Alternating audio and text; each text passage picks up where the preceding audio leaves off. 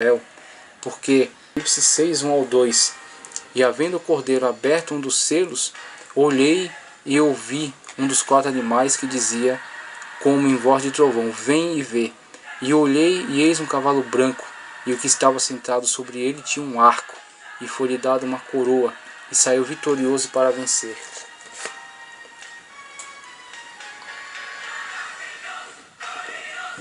Veja bem, foi-lhe dado um arco, foi-lhe dada uma coroa, saiu vitorioso e para vencer.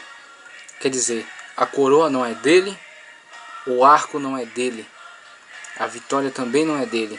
Foi-lhe dada provisoriamente, foi permitido que ele viesse, se levantasse e fizesse tudo aquilo que fez, mas somente para uma coisa, para ser julgado e para ser condenado. Esta é a política do anticristo, do cavalo branco. Eis o governante que aguarda a saída da igreja para estabelecer o seu domínio, e toda a sua plataforma de governo já está pronta. É exatamente este selo que está prestes a ser rompido. Basta a última pessoa que tem que ouvir o Evangelho, e pode ser que a qualquer momento isso se cumpra, isso se realize. Basta que a última pessoa ouça, a igreja suba com o Espírito Santo e o selo será aberto, e o anticristo assumirá aquilo que já está pronto para ele. Com as 2 grandes guerras mundiais foi possível criar a ONU, que organiza os países debaixo de um comando mundial e que não tem força de comando até que o iníquo assuma a cadeira. Então a estrutura já está pronta, e é interessante que ela seja fraca mesmo, é interessante que ela não tenha governo mesmo, mas a estrutura está pronta, e quando vier o governante, ele vai encontrar tudo pronto para a sua obra. Com as revoluções industriais e econômicas, os países estão a cada dia se agrupando dentro de blocos econômicos e unificando suas moedas, até o momento em que for retirada de circulação o dinheiro físico e todos se submeterem ao dinheiro virtual da moeda única.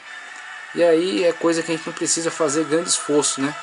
Todas as pessoas têm visto isso. O desaparecimento do cheque, o desaparecimento do papel moeda e a supervalorização do dinheiro virtual. Agora, o dinheiro virtual é extremamente fácil de ser controlado. Para que você tenha acesso a ele, você tem que ter o cartão com a tarja magnética. Só que logo está às portas aí, quando alguém chegar para você e disser, olha, não é mais assim, a gente não vai aceitar mais o seu cartão. Agora a gente vai implantar um chip na palma da sua mão direita ou na sua testa. Se você quiser, vai ser assim. Se você não quiser, também vai ser assim. E pronto, e ponto final. Quem não aceitar, vai ter que pagar o preço. A sociedade a cada dia tem sido mais distanciada dos conceitos de fé e de temor a Deus, por meio das instituições de ensino saturada de conceitos evolucionistas e ateístas. A sociedade está sendo preparada para este conceito de vida. Está sendo preparada para se afastar de Deus, para desprezar Deus, para desprezar a Bíblia, para que quando vier o governante iníquo, as pessoas que já têm, por exemplo, as ideias e conceitos que começaram a ser pregadas lá atrás na música Imagine, sem religiões, sem Bíblia, sem Deus acima de nós, sem inferno abaixo, elas já estejam habituadas a isso. E isso não vai ser nada estranho para elas quando vier o iníquo. As grandes mídias têm propagado conceitos de liberalismo e homossexualismo, lançando a humanidade num abismo distante de Deus e da sua palavra. A falsa ciência tem plantado dúvidas nas mentes das crianças e jovens, o que os fazem questionar a existência de Deus e rejeitam a sua palavra. Se você ama seu filho, se você ama sua filha, se você tem responsabilidades com eles e quer que eles sejam salvos, por favor, gaste algum tempo com eles. Gaste algum tempo agora, enquanto você pode, enquanto eles ainda respeitam a sua autoridade, porque a escola tem ensinado através de conceitos, por exemplo, que eles chamam de autonomia, tem ensinado as crianças a questionar os seus pais e tem ensinado as crianças a desprezar a orientação de seus pais e seguir estritamente aquilo que tem sido orientado nas escolas. Não estou dizendo para você retirar seu filho da escola, não estou dizendo para você desprezar a escola.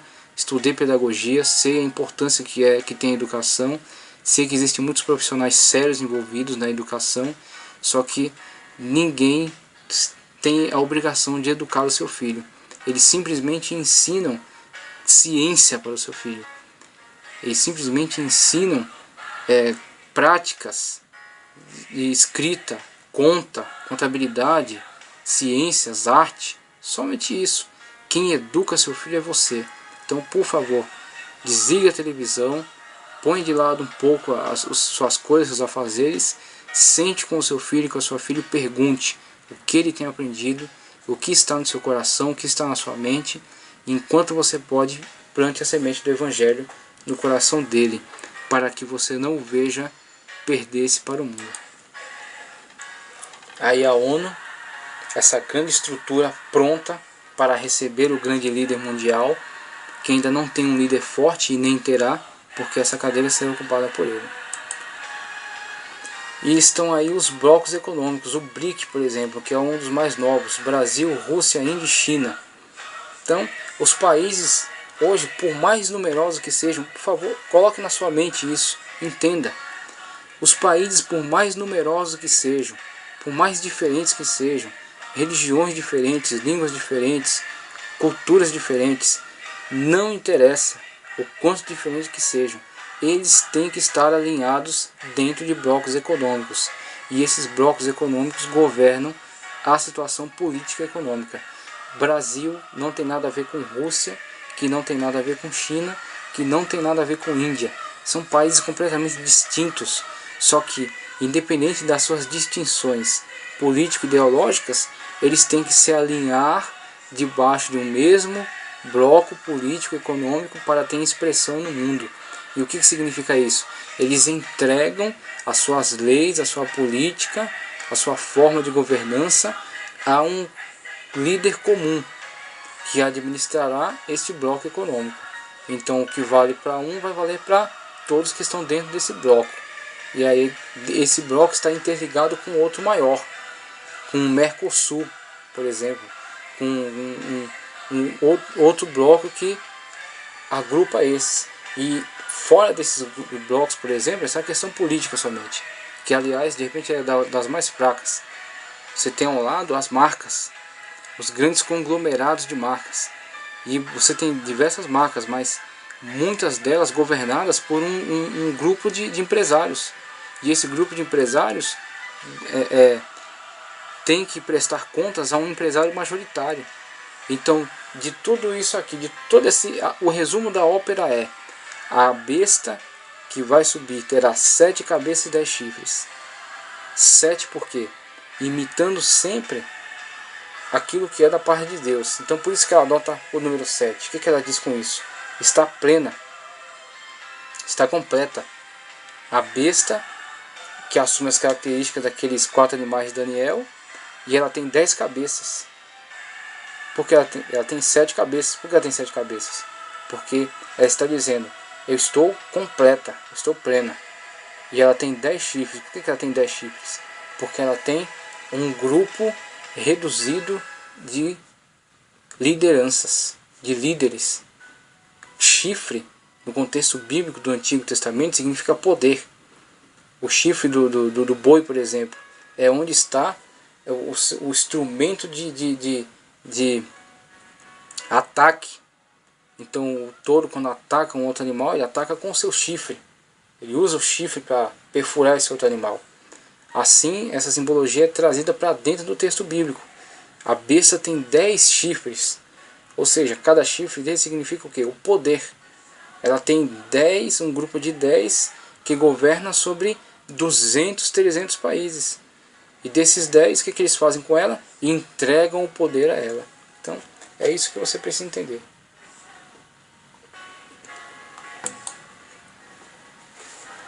A economia mundial é reorganizada com base no dinheiro virtual e nos microchips. É número de homem, João diz.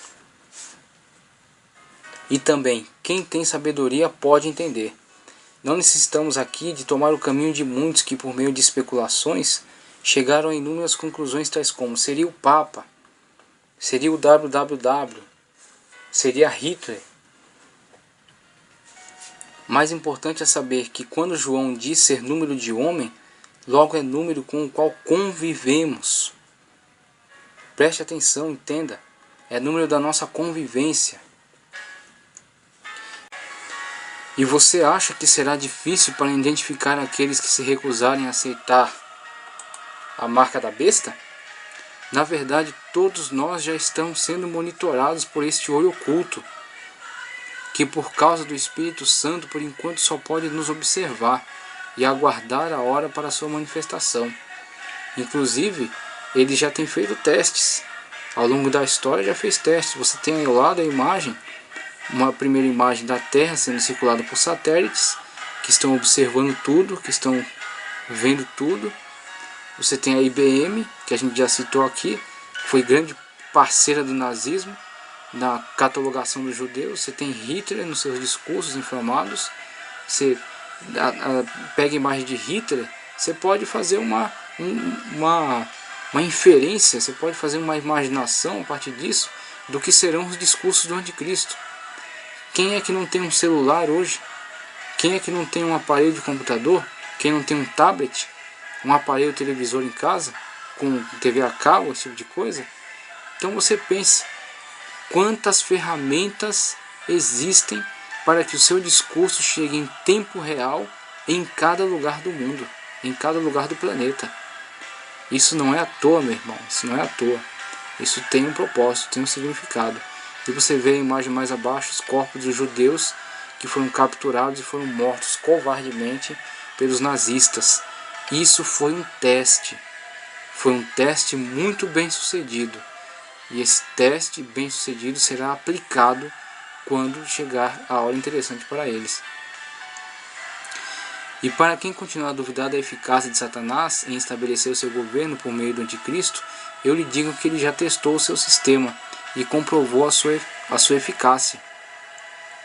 Durante a Segunda Guerra Mundial, um dos piores anticristos que já houve, Adolf Hitler, contou com a imensa colaboração de uma empresa de informação chamada IBM para criar dados catalogados de todos os judeus que viviam na Alemanha.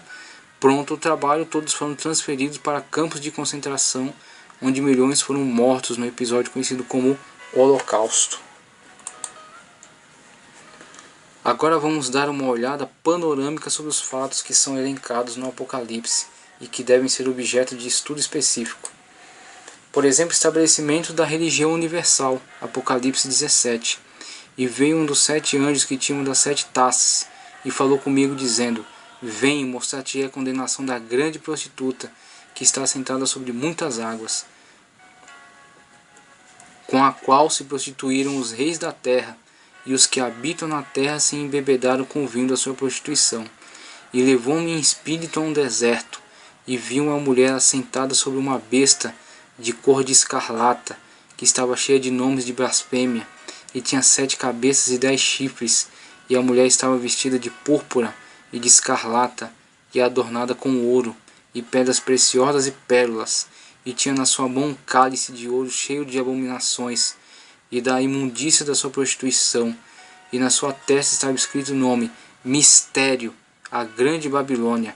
E aí você pega as religiões místicas, religiões de mistério, os cultos de mistério, os cultos ocultistas, né?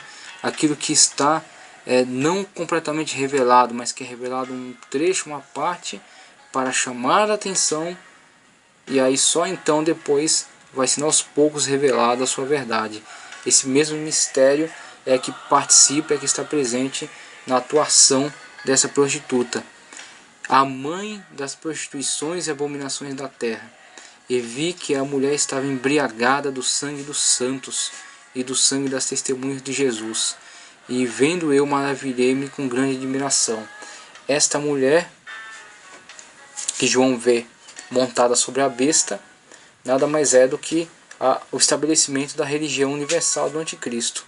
Esta religião que já está presente no mundo. Já está presente.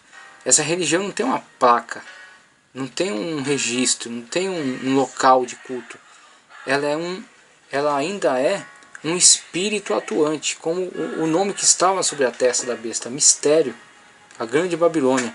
Então quer dizer, a mesma mentalidade, a mesma prática da Babilônia está difundida por diversas religiões. E aí quando você menos espera, até certas igrejas têm adotado esta mentalidade para dentro dela. Quando certas igrejas começam a colocar a Bíblia de lado e começam a adentrar por certas práticas místicas, começam a adentrar por certos conceitos místicos, começam a adotar certas lógicas extra-bíblicas, o que estão elas fazendo senão se filiando a esta religião? E quando o anticristo vier, vai encontrar muitos que o apoiem, vai encontrar muitos que participem do seu grupo. A maçonaria já tem promovido esta religião. Desde a sua fundação, a maçonaria tem encabeçado esse projeto satânico de reunir credos debaixo de um governo. Dentro das práticas maçônicas não é rejeitada nenhuma divindade, mas nos graus avançados o iniciado abandona seu Deus, qualquer que seja, para reconhecer somente o que eles chamam Gadu, ou o arquiteto. Grandes personagens e importantes eventos da história foram e são dirigidos pelos conceitos criados na maçonaria, desde a Revolução Francesa até o sistema financeiro norte-americano. E aí onde você pode até se surpreender, essa é a parte da história que não é contada. A Revolução Francesa, por exemplo, ela teve grande participação dos movimentos maçônicos. A Revolução Francesa, na verdade, seria até um fracasso sem a colaboração desse grupo. Esse grupo que antes era um grupo místico, era um grupo separado, um grupo escondido, mas que hoje nem tanto, tem cada vez mais assumido grande papel de liderança. Você tem, por exemplo, a independência do Brasil, Marechal Deodoro, o golpe que estabeleceu a República. Na verdade, nisso você vê também movimentações, maquinações de grupos de maçons que apoiaram, que deram aval, que deram apoio, que financiaram, que bancaram. Você tem, por exemplo, grupos de maçons envolvidos na política e na economia de diversos eventos da história. Então, se você estudar um pouco, você vai ver que conceitos muito importantes, o conceito positivista, ordem e progresso, a bandeira do Brasil, diversos monumentos, e aí a gente vai elencar alguns aqui, vai colocar alguns exemplos. Todo esse sistema teve certas pinceladas maçônicas. Alguns símbolos maçônicos, as colunas são muito importantes para eles. Então alguns símbolos, Sol, a Lua, o olho de Horus, símbolos que eles vão espalhando por aí, por diversos monumentos e marcas. Você tem a régua e o compasso, por exemplo, com o G, que eles dizem que é geometria, mas que na verdade é Gadu, o deus deles. A presença maçônica nos monumentos públicos. E um monumento que com certeza você já viu, que está presente, digamos, não sei se todas na área do mundo, mas quase todas pelo menos, o obelisco. Aí você tem esse obelisco, um monumento que talvez você não admire, você nunca solicitaria a construção de algo assim, mas eles existem e estão espalhados aí por todos os lugares do mundo. Você tem, por exemplo, esse aqui, ó, o obelisco da Praça de São Pedro, no Vaticano. Você tem aqui um grande obelisco, vamos dizer assim, um pedestal, na verdade, com a imagem, o que eles dizem que vem a ser a estátua da liberdade, mas que guarda em si muita simbologia maçônica, muita simbologia maçônica. Então, o obelisco nada mais é do que um símbolo fálico, e esse símbolo é a atribuição a deidades antigas, deidades pagãs, que cultuavam a fertilidade. Diziam que a terra, diziam que a lavoura, a agricultura, para que ela fosse bem sucedida, teria que ser cultuada através de símbolos que fizessem menção ao sexo, fizessem menção à sexualidade. E esse símbolo, o obelisco, é uma tradição mística, ocultista, trazida, herdada, preservada pela maçonaria. A maçonaria cultua esses símbolos pagãos místicos. A maçonaria, por exemplo, se divide em rito de York, rito do Egito, por exemplo, rito do Grande Oriente, ritos que preservam o culto a toda a simbologia pagã. Então, mesmo estando dentro do nosso meio, participando do nosso convívio, participando até de instituições religiosas importantes, eles preservam o paganismo dentro de nós, da nossa sociedade. Eles trazem esse paganismo para dentro da nossa sociedade, colocam estampados na nossa cara. Esta é a contribuição dos maçons para o mundo. Aqui temos, por exemplo, a presença maçom extraordinária nos, digamos, do símbolo da economia americana, o dólar. Está aqui na nota de dólar. Quem tiver a nota de dólar, pegue ela, vira a parte do avesso e olhe lá, está lá a pirâmide, um símbolo místico, um símbolo relacionado ao Antigo Egito, né? Era um lugar onde o faraó era enterrado, mas simbolizava também um portal para o além, um portal para o mundo dos espíritos, o mundo do além. E na parte de cima da pirâmide, o olho de Horus, o olho que tudo vê, um símbolo maçônico presente na nota de dólar. Você acha que isso é à toa? Qualquer pessoa colocaria o símbolo que quisesse na nota de dólar? Ou simplesmente um grupo dominante? Você tem a imagem de George Washington, e a imagem faz menção à posição, à forma de uma imagem maçônica, uma imagem mística, de bruxaria na verdade, e que é preservada dentro da maçonaria, o Baphomet. Então Daniel 9:27, partindo agora para a questão do anticristo, do governo, a forma do governo do anticristo, e trazendo, elucidando novamente a questão da escatologia em Daniel. Ele firmará aliança com muitos por 1 semana, e na metade da semana fará cessar o sacrifício e a oblação, e sobre a asa das abominações virá o assolador, e isso até a consumação, e o que está determinado será derramado sobre o assolador. Segundo Tessalonicenses 2:7-9, a manifestação do iníquo. Daniel 12:1, a grande tribulação para Israel. Daniel 9:27, que acabamos de ler, o anticristo firmará um pacto com Israel, e agora estamos dentro da 70ª semana. O Espírito Santo subiu, levou a igreja foi arrebatada, está na glória. Aqueles que ficarem já estão participando da perseguição do governo do anticristo. E aqui vem a parte política, em que o anticristo estabelece um pacto com Israel, através do que? Qual será a moeda de troca? Está aqui a moeda de troca. O anticristo firmará um pacto com Israel para a reconstrução do templo, valendo-se deste templo chamado Mesquita de Omar. Isso que você está vendo aqui é uma mesquita. É um grande mistério de Deus, que está colocado bem em cima da área onde era o templo de Salomão. Então, a mesquita de Omar, e no meio da 70ª semana, ou seja, 3 anos e meio, romperá o pacto e tentará ser adorado como Deus dentro do templo, dando início com isto à grande tribulação, que se encerrará quando Cristo vier com a sua igreja para salvar a nação de Israel e para instaurar o milênio. Será que você tem alguma dificuldade em acreditar no cumprimento dessas promessas? 69 semanas se cumpriram, e essa com certeza vai se cumprir.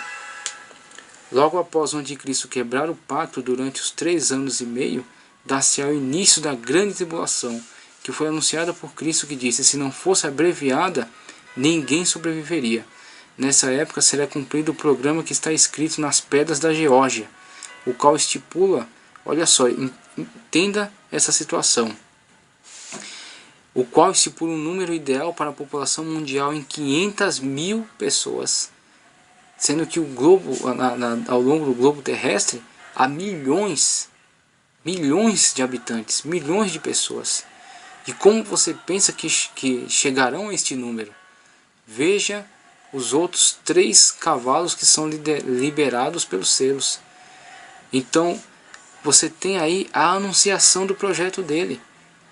Nesse local aí no estado da Geórgia, nos Estados Unidos, um grupo místico, ocultista, maçônico, um grupo que não se revela, não aparece, levantou esse monumento e escreveu em diferentes línguas que um número ideal para a população seria 500 mil pessoas.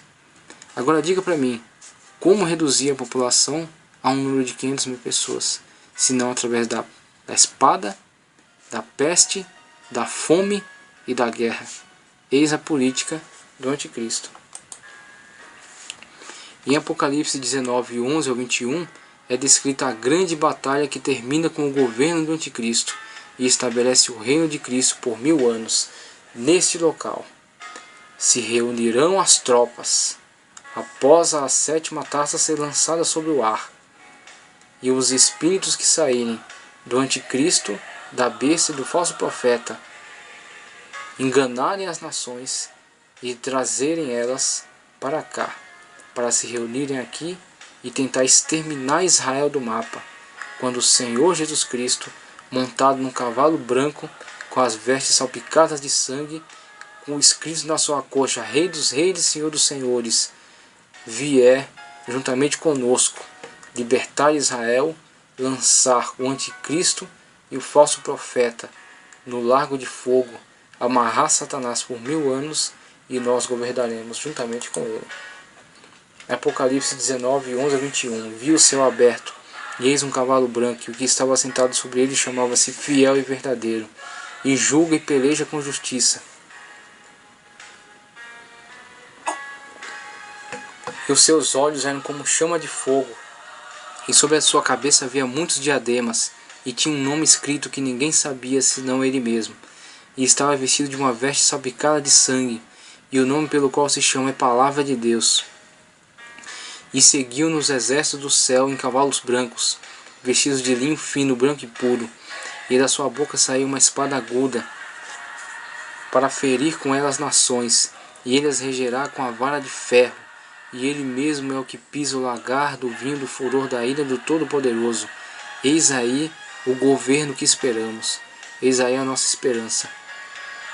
E no manto e na sua coxa tem escrito este nome, Rei dos Reis e Senhor dos Senhores. E vi um anjo que estava no sol e clamou com grande voz, dizendo a todas as aves que voavam pelo meio do céu: Vinde, juntai-vos à ceia do grande Deus, para que comais da carne dos reis, e a carne dos tribunos, e a carne dos fortes, e a carne dos cavalos, e a carne dos que sobre eles se assentam, e a carne de todos os homens livres e servos, pequenos e grandes. E vi a besta e os reis da terra e os seus exércitos reunidos para fazerem guerra àquele que estava sentado sobre o cavalo e ao seu exército. E a besta foi presa, e com ela o falso profeta que diante dele fizera sinais, e o que enganou e receberam o sinal da besta e adoraram a sua imagem. Estes dois foram lançados vivos no lago de fogo que arde com enxofre, e os demais foram mortos com a espada que saía da boca que estava sentado sobre o cavalo, e todas as aves se fartaram com as suas carnes. Este é o destino daquele que se levanta contra o Senhor. Evento dos fins dos tempos, juízo dos selos, das trombetas e das taças.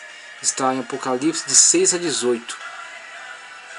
O julgamento dos judeus gentios e o julgamento dos judeus e gentios ímpios.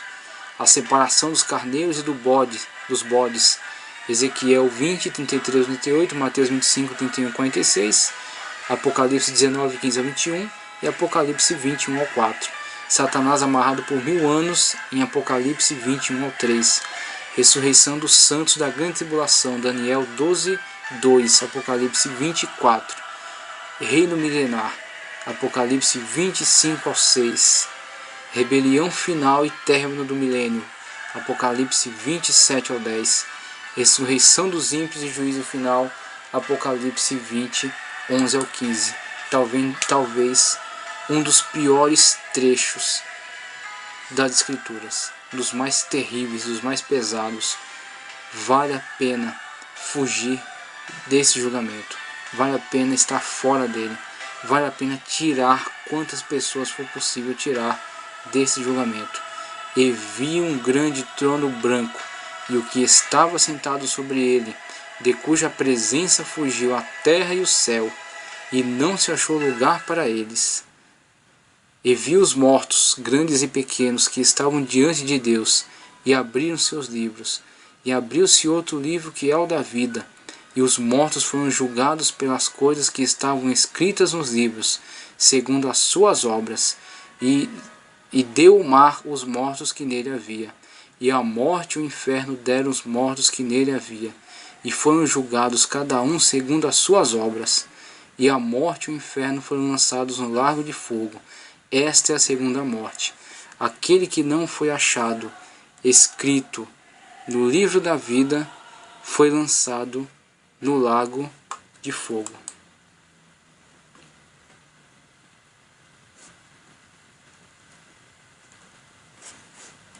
A Bíblia diz: o salário do pecado é a morte, mas o dom gratuito de Deus é a vida eterna. Nenhum prazer que você possa ter na terra pode justificar a eternidade num lugar deste. Apocalipse 21. E vi um novo céu e uma nova terra, porque já o primeiro céu e a primeira terra passaram, e o mar não existe. E eu, João, vi a santa cidade, a nova Jerusalém, que de Deus descia do céu, adereçada como esposa ataviada para o seu marido. Eu ouvi uma grande voz do céu que dizia: eis aqui o tabernáculo de Deus com os homens, pois com eles habitará, e eles serão o seu povo, e o mesmo Deus estará com eles, e será o seu Deus. E Deus limpará de seus olhos toda lágrima, e não haverá mais morte, nem pranto, nem clamor, nem dor, porque já as primeiras coisas são passadas. E o que estava sentado sobre o trono disse: eis que faço novas todas as coisas. E disse-me: escreve, porque essas palavras são verdadeiras e fiéis. E disse-me mais: está cumprido. Eu sou o Alfa e o Ômega, o princípio e o fim. A quem quer que tiver sede, de graça lhe darei da fonte da água da vida. Quem vencer dará todas essas coisas. Eu serei o seu Deus, e ele será o meu filho. Desperte. O objetivo desse seminário é que seu nome esteja escrito no livro da vida e você possa entrar no céu pelas portas da graça de Cristo Jesus. Amém.